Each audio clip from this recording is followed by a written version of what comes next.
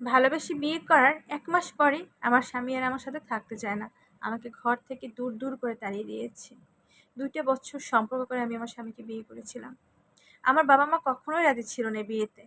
আমার স্বামী খুব ছোট্ট একটা চাকরি করত।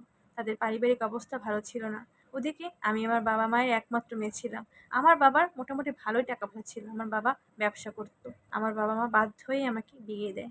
আমার বিয়ের সময় আমার ঘর সাজিয়ে ফার্নিচার দিয়ে দেয়।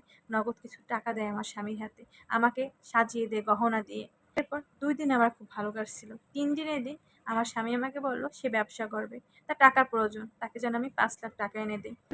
আমি বললাম, "আমি কোথায় টাকা পাবো?" সে বলল, "কেন? তোমার বাবার কাছ থেকে টাকা নেবে? তোমার বাবার তো অনেক টাকা আছে। আর তুমি তো তার একমাত্র মেয়ে। তার যা কিছু আছে সবকিছুই তো তোমার।" আমি বললাম, "বাবা তো ২ দিন আগে আমাদের বিয়ে দিয়েছে। কত কিছু দিয়েছে। নগদ টাকাও তো দিয়েছে। তুমি সেটা থেকে যা খুশি তাই করো।"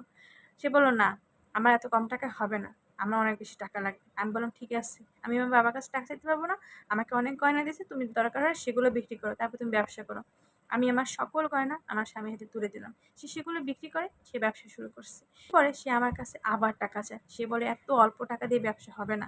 আমার আরও টাকা লাগবে। তুমি তোমার বাবার কাছ থেকে আমাকে ১০ লাখ টাকা এনে দাও।" আমি বলি, "অসম্ভব ব্যাপার। আমি কিছুতে চাইতে পারবো না।" এটা নিয়ে আমাদের ভিতরে মোটামুটি ভালোই একটা ঝগড়া হয়। বিয়ের ঠিক ১ মাস, ঠিক ৩০ দিনের মাথায় আমার স্বামী আমার সাথে তুমুল ঝগড়া শুরু করে দেয়। বলে, "তুই যদি তোর বাবার কাছ থেকে টাকা না এনে দিস, তা তুই সংসার থেকে বের হয়ে যা। আমি তোকে ডিভোর্স দিব।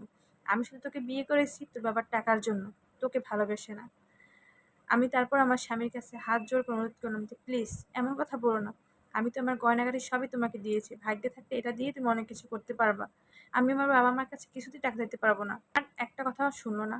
সে আমাকে ঘর থেকে বের করে দিয়ে দরজা আটকে দিল। সে আমাকে বলল, "তোর ডিভোর্স হলে তোর বাসায় চলে যাবে।" তারপর আমি আমার বাবার বাসায় চলে আসলাম। আমি কোন মুখে বলবো যে কি হয়েছে আমার সাথে? মাত্র ১ টা মাস হলো আমাদের বিয়েটা হয়েছে। তারপর আমি আমার মাকে সবকিছু খুলে বললাম। আমার বাবা শুনে বলল, "থাক, যা হবার হয়ে গেছে। কিচ্ছু মনে করিস না।"